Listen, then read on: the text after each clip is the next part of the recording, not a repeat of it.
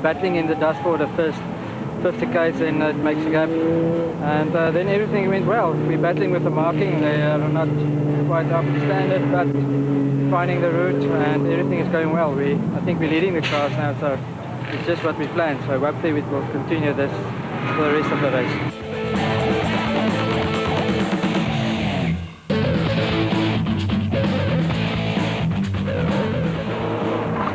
The Kopanong Hotel Super Team Jimco has taken the lead in the second lap and gets a little outside direction as it hurtles its way to the finish. Du Plessis and Seegers in the Porsche engine Jimco give chase behind the new leaders, showing no signs of throwing in the towel. Not far behind is a fast-charging Gary Berthold, determined to make up for the lost time with his puncture.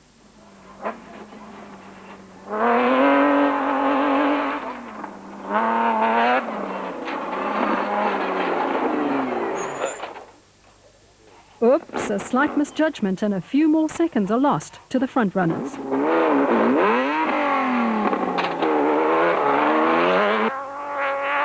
The glorious sound of the V6 engine Nissan hardbody, charging hard and in full song. Cox and Pitchford are well on their way to their second successive production vehicle victory.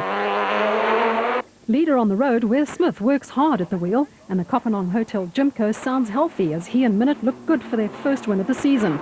But trouble loomed ahead. Du Plessis and Seegers weren't holding back and were waiting for the slightest mistake from the leaders.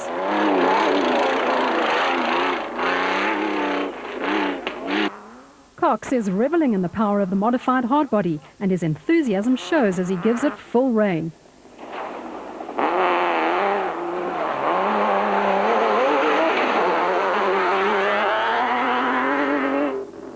Marsh's safety-first approach is paying off as he guides the big V8 engine Nashua Mobile Bat across the muddy tracks and through the water splash, within striking distance of the leaders.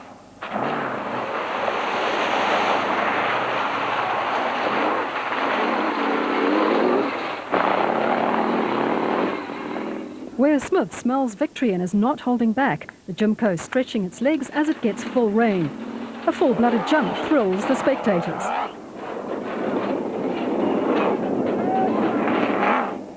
Du Plessis' Jimco is sounding sick, and it looks like the battle for a first win of the season is over. Traffic jam in the Veld. Cox makes quick work of a lapping backmarker as Thierry Hick gives way in his single-seater raceco. Marsh makes it look easy as he and the Bat take a smooth racing line through a sandy S-bend among the northwest thorn trees.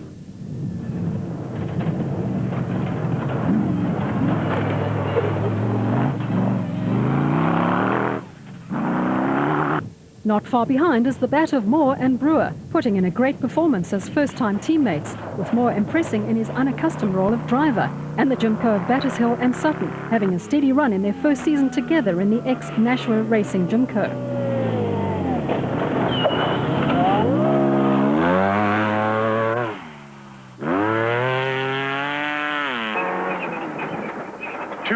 T right, 2.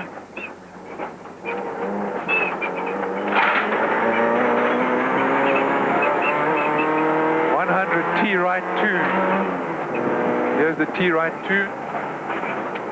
Cronje and Birkin are still leading Class D in the Castrol Toyota Hilux 2.7i.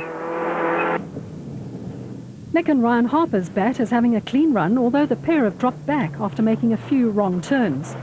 In the process of delivering the drive of the day, Hutchison, having started 30th overall and 7th in Class B, is now 11th overall and 2nd in Class B, despite having the power steering pump fail on the Motorite Bat. Hutchison is battling with the physical effort of steering without power assistance.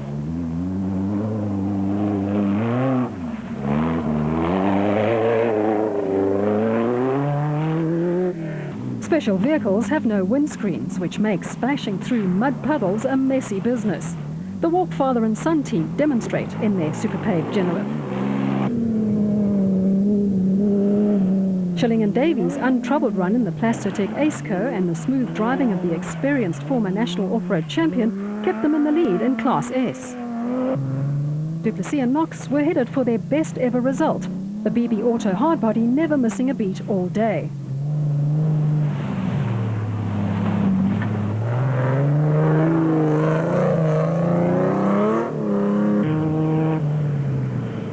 Class B champions Taylor and de Chalain and their JRE were being closed down by the bat of Hutchison and Ormerod as the race entered its final stages.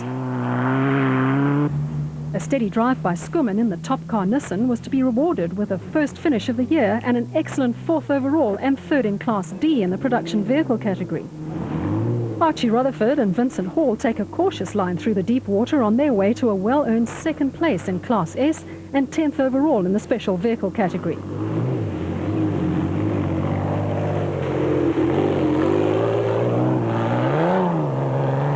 The Duplessis brothers thoroughly enjoyed the event and were more than pleased to finish 4th in Class D and 5th overall.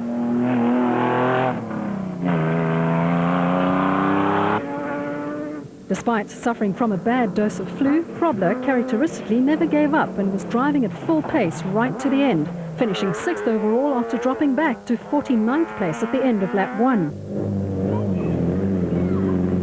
Cronje and Birkin's fine effort was rewarded with 1st in Class D and 2nd overall in the production vehicle category. First Class E production vehicle across the line was the Toyota Hilux of Chris Visser and Jaapie Badenhorst. Thompson and McNamara were destined to finish 3rd in Class B and 11th overall among the special vehicles. Former Class B champion Giel Nel and Peter Newbury enjoyed their 3rd point scoring race in a row in the Class A Bozell Look ATE Zarco.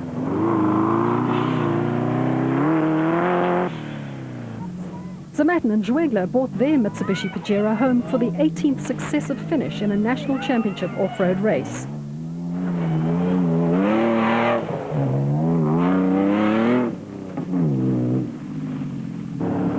Despite a characteristically aggressive drive from their lowly starting position, Bevan Berthold and Nick Salamalele were to retire on lap 3 after getting stuck in a ditch for 30 minutes and then suffering steering belt problems. Surprise overall winners and 1st in the special vehicle category after 400 kilometers and nearly 6 hours hard driving were Gerard Du Plessis and Ferdi Seegers in the Jimco. 2nd overall and 1st production car home was the proudly South African Nissan hardbody of Alfie Cox and Ralph Pitchford, giving Nissan its 4th consecutive victory in the Sun City 400.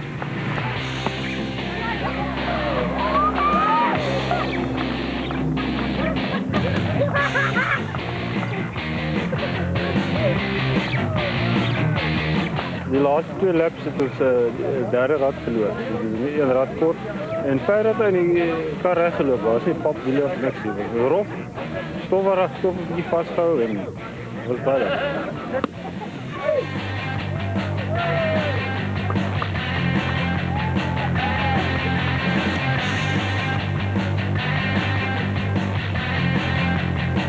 Yeah, look, it's been a real day of controversy. I mean, we saw Hannes this morning after, you know, we left 4th on the road, or 5th on the road, and we got into 4th quite quickly. And then we saw Hannes parked under the bridge after about 15 kilometers, and obviously he had a problem, which put us in the front for the pickups. And, you know, we've been battling with sand masters all day, so it's been up to 2nd, I think, the one time, then back to 4th again. Then we had to come into the pits the last day. Lap, we heard a bit of a noise coming from the rear of the pickup. We were just not worried that one of the suspension arms had broken. So we just checked it out. That lost us a little bit of time, but you know, to win the pickup class, I think, and 2nd overall, we have to be happy with that. 2 wins in a row. I'm sure that's what just what we need. Marsh and Whitehouse were the 2nd special vehicle home in the Nashua Mobile BAT, but followed closely by Moore and Brewer in the Century Property Developments BAT. They were later to be disqualified because Brewer was not wearing a helmet at one stage during the event.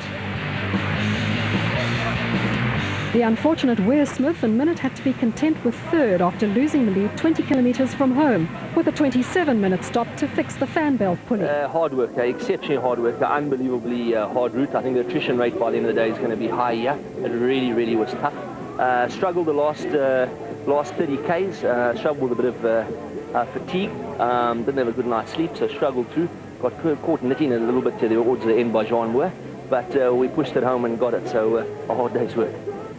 Up front there most of the day today.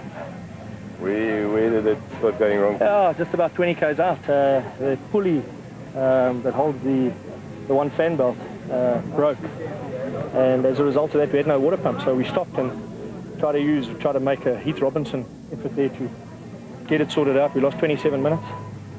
So we lost a bit of time. But angry, we were held up there in the last couple of minutes because we were coming in for a second. So it was great fun. And you finished the race, which is important. For a change, yeah, can you believe it? And you could have won it. Yeah, we could have, we should have. It's the way things are. It was a great race. Okay, well done. Thanks very much. Cronje and Birken's Toyota Hilux was second production vehicle across the line and first in Class D. I had an absolutely thriller of a day. The Bucky performed exceptionally well. The guys have done a great job on the vehicle. We started out this morning in the dust and just sort of kept it clean, made sure that we didn't drive over anything, and just pushed once we got into the clear. And we were about 2 minutes ahead of the Ford, and we just kept that pace up. And all of a sudden we started opening up. I don't know if the other guys got tired or if we just maintained a very good pace. First Class B vehicle was the motorized bat of Hutchison and Ormerod after a great drive. We had the first lap went very well. The car was running good. I think we went from 7th in our class and 30th overall up to 2nd in our class. And just after we left the pits off the first pit stop, we lost our power steering. And if you don't know what that is in a special vehicle, it's quite traumatic. It's very difficult. So we were a bit worried about if it would give us any further problems, but we thought we'd go as far as we could without power steering. And fortunately it took us all the way home, and we've managed to come first in Class B and I think 8th overall. So very, very happy about it. I'd like to thank our sponsors, Motorite and Justin over here, for all the support they've given us since the last race, which was a bit of a disaster. But fortunately we can give them a first place, and we're very happy to be able to do so. Thanks. Visser and Badenhorst won Class E in the Tyco Trucks Toyota Hilux.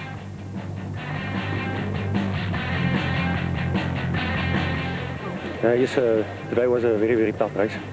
We started out this morning first in class, and I thought, yes, maybe I'll just get like 75% pace the whole day. And we kept the pace, and my navigator, Jalpi, said to me, no, yes, I think we're a little bit slow. I said, no, don't worry. We finish today, we'll be good. And but the race was very tough. It was unbelievably tough. So I'm saying it's the toughest off-road event I've ever done in my life. So it was Cox and Pitchford taking the honours in the production vehicle category from Cronje and Birken and Duplessis and Knox. Cronje and Birken were first in Class D, and Visser and Badenhorst were the worthy victors in Class E. Duplessis and Seekers were somewhat surprised winners of the special vehicle category from Marsh and Whitehouse and the unlucky Wearsmith and Minute. Hutchison and Ormerod took the Class B honours and Schilling and Davies the Class S victory.